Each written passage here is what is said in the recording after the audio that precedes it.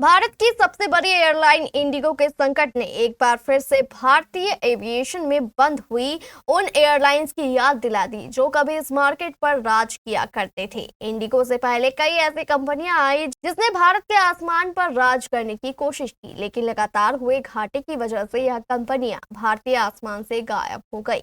आखिर कौन कौन से एयरलाइंस अब तक खत्म हो चुके हैं? कभी इनका भारत के आसमान पर राज हुआ करता था। ऐसे ही कुछ एयरलाइन से जुड़ी पूरी जानकारी देखिए इस रिपोर्ट में।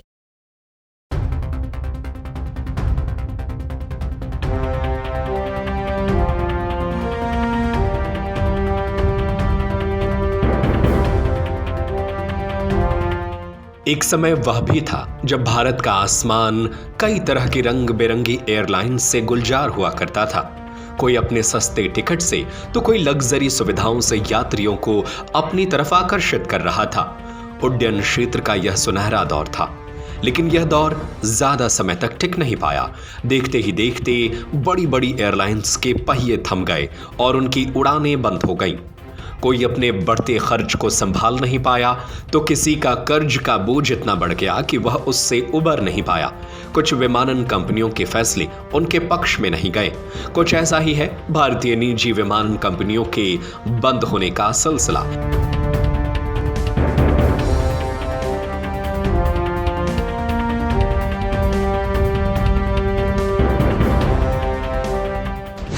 इसमें सबसे पहला नाम आता है एयर डेक्कन। विमानन सेवा क्षेत्र में एयर डेक्कन ने क्रांतिकारी बदलाव किया। यह कंपनी हवाई सेवा क्षेत्र में साल 2003 में उतरी। इस कंपनी के मालिक जीआर गोपीनाथ ने यात्रियों को ट्रेन किराए की कीमत में उड़ान की पेशकश की।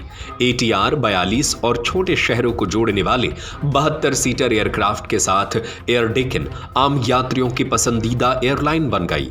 लेकिन तेजी से विस्तारित हो रहे विमानन क्षेत्र की चुनौतियों को यह कंपनी संभाल नहीं पाई। साल 2008 में किंगफिशर ने इसका अधिग्रहण कर लिया। फिर इसका नाम सिंप्लीफ्लाई डेक्कन और फिर किंगफिशर रेड हुआ।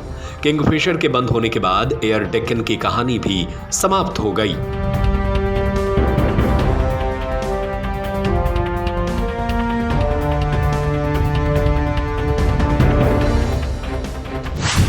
गो first.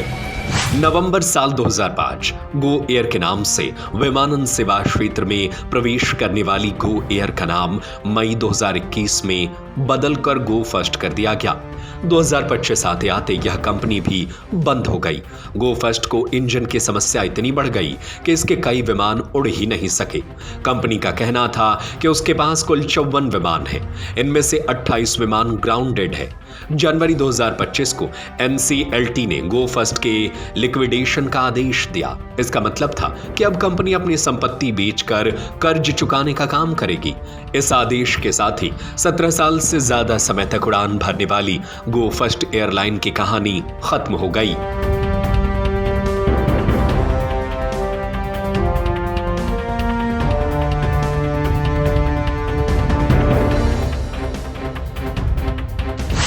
Jet Airways.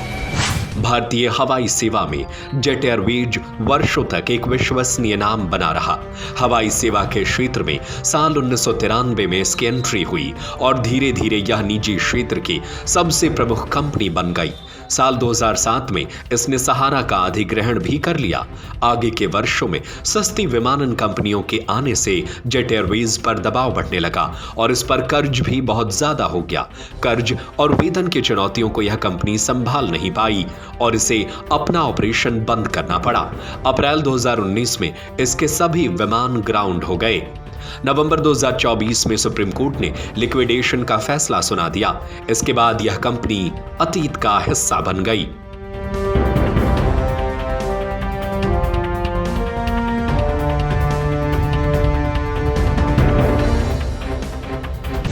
Kingfisher airline. Vijay Mallya की कंपनी किंगफिशर एयरलाइन जिस तेजी के साथ भारतीय आकाश में अपने पंख फैलाए, उसी तेजी के साथ उसका पतन भी हो गया। हवाई सेवा के क्षेत्र में धमाकेदार एंट्री करने वाली यह कंपनी अपनी ग्लैमर, शानदार लाउंज, लजीज व्यंजन और टॉप टायर सेवाओं के लिए जानी गई। इस एयरलाइन में यात्रा करना लोगों को एक अलग अनुभव कराता था। लेकिन ये कंपनी भी समय के साथ खत्म हो गई।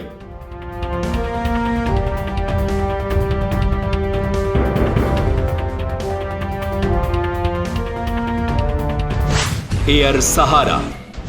विमानन सेवा के क्षेत्र में एयर सहारा का एक बड़ा नाम था। यह एयरलाइन अपनी सस्ती सेवा के लिए जानी जाती थी। हवाई सेवा के क्षेत्र में यह 1991 में उतरी और देखते ही देखते यह उत्तर भारत के हवाई क्षेत्र पर इसका दबदबा बन गया। कुछ समय बाद इस एयरलाइन ने बोइंग 737 और एयरबस A320 के साथ विदेशों के लिए अपनी उड़ानें शुरू की।